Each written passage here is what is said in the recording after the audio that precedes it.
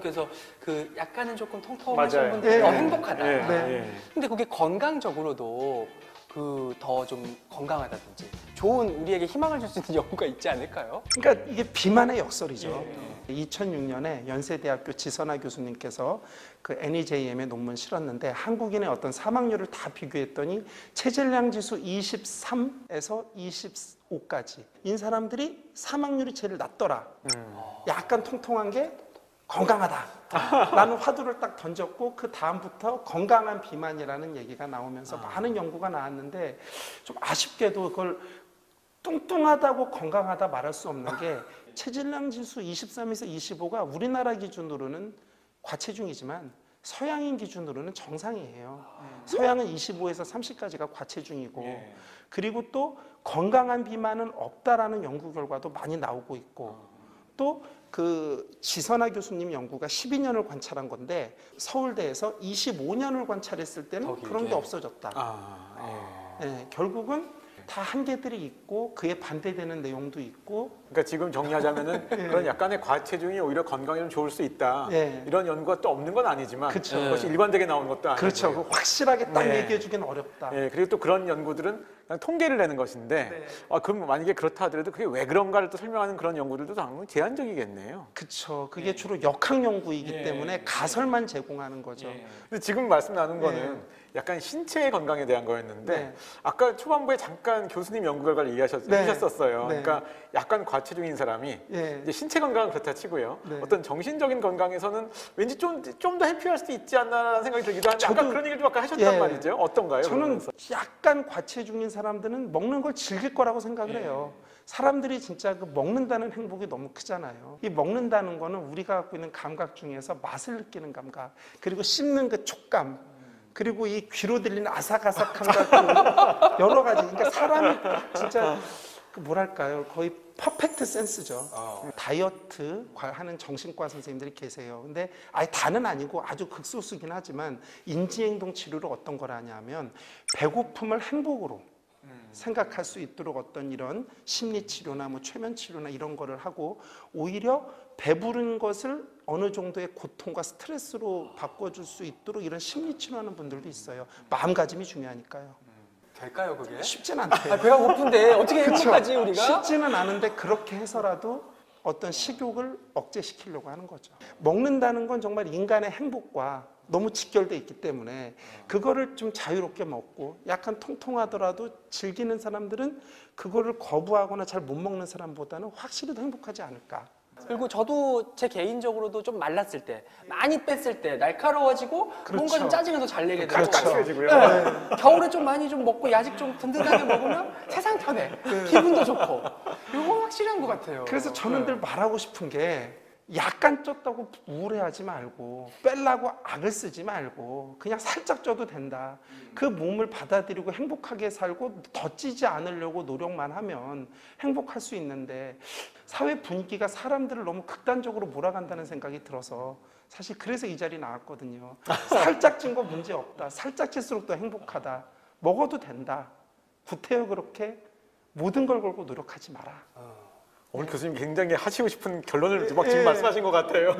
문제는 우리가 약간 통통, 살짝 쪄도 된다 해서 안 그쳐진다는 거거든요. 그래서 이제 비만이 막 이렇게 되면 사실 이 이야기를 해야 돼요. 우리가 좀 경각심을 느낄 만한 어떤 병들을 좀 유발할 수 있을까요, 교수님? 일단 뭐 비만이면 심혈관 질환이죠. 그 비만, 당뇨, 심혈관 질환은 하나의 카테고리로 엮여져 있잖아요. 근데 재밌는 건 비만하고 당뇨가 없어도 심혈관 질환은 잘 와요. 왜냐하면 몸이 크고 뚱뚱하게 되면 우리 심장에서 쥐어짜야 되는 압력과 어떤 로딩이 커지기 때문에 심장이 비대해지고 그 심장을 먹여 살리기 위해서 더 많은 피를 보내줘야 되다 보면 관상동맥이 좁아지고 이런 질병들이 잘 오고 거기다 당뇨병까지 합병이 돼버리면 정말 최악의 상황으로 가고 그런 상황은 당연히 나중에 콩팥을 망가뜨리고 당뇨면 합병증으로 눈도 안 좋아지고 이런 다양한 심혈관 질환, 내분비 질환뿐이 아니라 아마 아시겠지만 암도 유발합니다. 많은 역학 연구들을 통해서 나온 걸 보면 비만한 사람들은 대장암도 잘 오고 유방암도 잘 오고 췌장암도 잘 생기고 전립선암도 잘 생기고 정말 많은 암이 생깁니다. 되게 그 암 같은 경우는 우리가 이제 비만이 아닌 사람 대비 비만인 사람이 네. 몇 배 정도 더 많이 걸린다. 왜 그런 숫자들이 되게 나오잖아요. 그쵸. 연구 결과에. 네. 되게 그 숫자들이 어느 정도 되나요? 이게 너무 다 연구마다 다르지만 뭐 대장암은 1.5배, 유방암은 1.9배. 물론 다른 연구도 있어요. 예. 연구마다 뭐 2.3배였다, 예. 1.4배다 있는데 예. 보통 한 1.5배 이상씩은 다 나옵니다. 알겠습니다. 예. 높아지는 건 네, 확실하고. 확실합니다. 근데 그 지방도 그 종류가 있잖아요, 사실은. 네. 뭐 이렇게 기름기가 이제 배 내장 같은 데 끼는 게 있을 그렇죠. 테고 또 뭐 이렇게 겉에 이렇게 피하에 예, 끼는 피하 것도 지방. 있을 테고 그런 차이가 있는데 요것들과의 어떤 질환과의 연관성이랄까 우리 건강과의 연관성도 있을까요? 피하지방은요, 네. 사실은 그렇게 나쁘지가 않아요. 피하지방이 많은 사람들은 생각보다 심혈관 질환의 위험률이 높아지지가 않습니다. 겉에 있는 거냐? 예, 아마 건강한 비만이라고 말하는 사람들의 상당수가 배는 안 나오고 피하지방만 좀 있고 체구가 크고 근육량이 많은 사람들이 아닐까라고 추측되고 있고요. 그에 반해서 복부 비만, 내장 지방이라고 그러죠. 내장 지방은 아주 안 좋습니다. 내장 지방은 당뇨로 직결되고 대사증후군으로 직결되고 뭐 대장암, 암과도 직결되면서 심혈관 질환의 위험은 거의 최대 4배 이상 높입니다. 그래서 그 대사증후군을 정의할 때 체질량 지수로 평가하는 게 아니라 허리둘레로 평가하는 거예요. 네. 근데 보통 남자들이 이렇게 배에 나온 거 내장 지방이죠. 그렇죠. 거의 내장 지방으로 봐야죠. 그리고 또 요새 또 핫한 이슈 중에 하나가 이소성 지방입니다. 이소성? 예. 이소성이? 네. 이소성은 뭐냐면은 평균적으로는 일반적으로는 지방이 잘 침착되지 않는 장기인 네. 췌장, 심장, 심낭 또는 우리 근육 이런 데에 지방들이 침착되는 거예요. 이소성이라는 게 원래 없어야 되는데 있는 건데 있지 않아야 될 자리에 네, 있는다. 네. 그런 그 어떤 이소성 지방들이 많은 사람들이 심장 질환, 심혈관 질환, 당뇨병이 잘 오는 거죠. 아마 근육량이 적은 사람들 그리고 골격 자체가 작은 사람들이 좀 이소성 지방이 잘 생기는 게 아닌가 추론되고 있고 이거 아마 들어보셨을 거예요. 똑같은 몸무게, 똑같은 체질량 지수에서 동양인은 서양인보다 심혈관 질환, 당뇨병이 더 잘 와요. 들어봤습니다. 예. 네, 그게 왜 그런가 생각을 해보면 이소성 지방과 또 복부 지방, 내장 지방 때문에 그런 게 아닐까라고 이 연구가 이루어지고 있습니다. 이소성 지방은 저는 처음 들어봤습니다. 그러니까 예. 이소성 지방하고 내장 지방은 우리가 예, 좀 안 좋다. 빼야 되는 네. 나쁜 지방이다. 네. 피하 지방은 좀 건강을 지켜줄 수도 있는. 요즘에 건강 검진하다 보면 이제 CT 같은 걸 많이 찍게 네. 되는데 그런 걸 보게 되면 그 이소성 지방 그렇죠. 여부를 알 수가 있게 나오죠. 되겠네요. 예. 뭐 심장 CT도 찍고 복부 예. CT를 찍으면 복부 CT를 통해서 내장 지방이나 췌장의 지방을 볼 수 있고요. 심장의 CT 많이 찍잖아요. 그러면은 그 심장, 그 심낭을 둘러싸고 있는 지방들도 다 측정할 수 있습니다. 근데 그 앞서 이제 심혈관 질환의 위험도를 높인다 네. 하면서 이제 심혈관 질환하면 우리 건강 검진할 때 콜레스테롤을 많이 네. 하는데 살이 찌면 콜레스테롤 수치도 이렇게 올라가죠. 올라가기 마련인데 그럼 살을 빼면은 LDL 콜레스테롤 나쁜 거는 내려가잖아요, 교수님. 이게 좀 어려운 게 네. LDL 콜레스테롤이 뚱뚱한 사람들이 올라가는 건 맞는데 네. 그렇다고 날씬한 사람들이 또 그게 낮은 건 아니에요. 아 그래요? 예. 살을 빼도 이게 안 내려갈 수 있어요? 네, LDL 콜레스테롤은 아마 이 프로를 보시는 많은 분도 알겠지만 날씬한 젊은 여성들도 LDL이 막 190, 180 높은 사람들 꽤 있고. 왜 그럴까? 그러니까 LDL이라는 게 우리 몸속 간에서 대사되는 뭐 HMG, 코에이나 리덕타제나 여러 가지에 의해서 만들어지는데 결국은 복잡해요. 뚱뚱하고 고기를 많이 먹고 지방을 많이 먹는다 무조건 올라가는 게 아니라 선천적인 요인, 생화학적 요인, 대사적 요인이 있는데 날씬한 사람, 심지어 제 경우에는 뭐 산에서 풀만 드시는 스님도 LDL이 뭐 높아갖고 약 드시는 분도 있기 때문에 뚱뚱하면 중성지방은 올라가요. 예. LDL도 올라가는 경우가 많고 날씬한 사람들은 중성지방이 낮을 수 있는데 LDL은 매치가 되지 않는다. 체중하고의 관련성을. 그래서 그런 분들일수록 날씬한 분들이면서 LDL이 높을수록 약을 드셔라. 이렇게 저는 권하고 있습니다.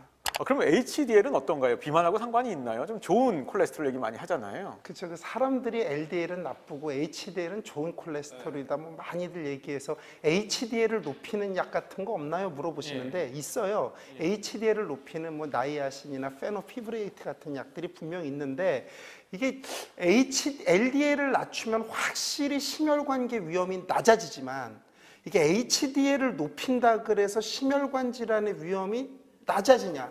이건 명백하지가 않아요. 예, 많은 연구들이 만들어졌는데 네. HDL이 높다고 해서 심혈관 질환이 적게 온다가 아니었어요. 크게 상관없다였어요. 그래서 그냥 HDL은 낮으면 문제지만 높다 그래서 좋은 건 아니고 그냥 적정량을 유지하면 된다가 결론 같습니다. 근데 쭉 이제 얘기를 하면서 드는 생각이 이렇게 살 빼는 게 어렵고 비만이 건강에 미치는 악영향이 이렇게 높은데도 사람들은 밤만 되면 먹방을 보게 되고 자꾸 군침을 흘리게 되고 요걸 의사 선생님한테 여쭤보긴 좀 그렇습니다만 왜 우리는 이런 거를 자꾸 보게 되고 탐닉하게 될까요? 혹시 그 김승희 아나운서님 네. 몸 관리 하시죠? 하죠. 그래도 그러니까 방송하기 전날에 좀 적게 먹고 그렇죠. 좀 부엌가면 라면 같은 거 좀 덜 먹으려고 저 하고 야식도 좀 안 하시고 술도 안 드시고 그렇죠. 주말에 폭식합니다. 주중에 방송하니까. 아마 사람들이 그런 못 먹는 거에 대한 어떤 그 박탈감, 네. 뭐 이런 허탈감, 부족감을 이 먹방을 보면서 채우는 게 아닌가 싶어요. 근데 저는 먹방을 개인적으로 그렇게 좋아하지 않거든요. 사람들은 왜곡된 이미지를 줄 수 있는 게 먹방에서 먹는 사람들 중에 상당수가 날씬해요. 맞아. 진짜 신기하더라. 좀 사람들이 야 저렇게 먹어도 안 찌네. 야 저렇게 먹어야 안 찌나? 혹시나 이런 생각을 하면서 그렇게 먹을까 봐 걱정이에요. 폭식은 살이 찌는 문제뿐이 아니라 역류성 식도염이나 위궤양이나 어떤 위장장애나 이런 병을 일으킬 수 있기 때문에 피하셔야 되는데 이런 것들을 조장하는 먹방을 저는 별로 그렇게 좋아하지는 않습니다.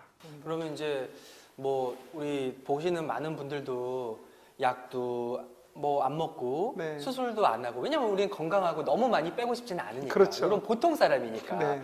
이런 분들이 식욕을 좀 지혜롭게 억제할 수 있는 네. 어떤 방법 같은 걸 좀 끝으로 좀 전해주세요. 저 같은 경우는 이게 녹차나 커피를 좀 마십니다. 녹차 같은 네, 거. 일단 커피라는 거, 녹차라는 거 카페인 성분이 있잖아요.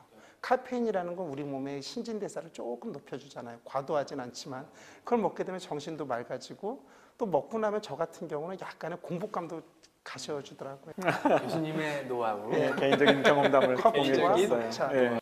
정말 뭐 우리들의 영원한 숙제인 오늘 비만에 대해서 교수님과 함께 했지만 역시 숙제를 다 한 것 같지는 않아요. 하지만 어느 정도의 희망을 또 갖게 되고 네. 올바른 길을 좀 알게 됐거든요. 네. 이제 끝으로 하실 말씀, 당부 말씀 있으시다면. 저도 평생 다이어터고 영원히 다이어트를 하다가 살아갈 사람인데 다이어트는 아마 어떤 일시적 개념이 아니라 영속적 개념인 것 같아요. 우리가 건강하기 위해서 행복하기 위해서 뭐 너무 극단적으로 노력할 필요는 없지만 너무 살이 찌지 않도록 내 몸이 건강할 수 있도록 약간 줄여 먹고 약간 적게 먹고 이런 게 필요할 것 같고요. 다이어트는 멈추지 않는 지속적으로 이루어져야 된다는 거 이거를 말씀드리고 싶습니다. 네, 정말 옛날에는 거의 뭐 존재하지 않았던 비만이 요즘은 인류의 건강을 위협하는 정말 큰 중요한 질병으로 자리 잡았는데요.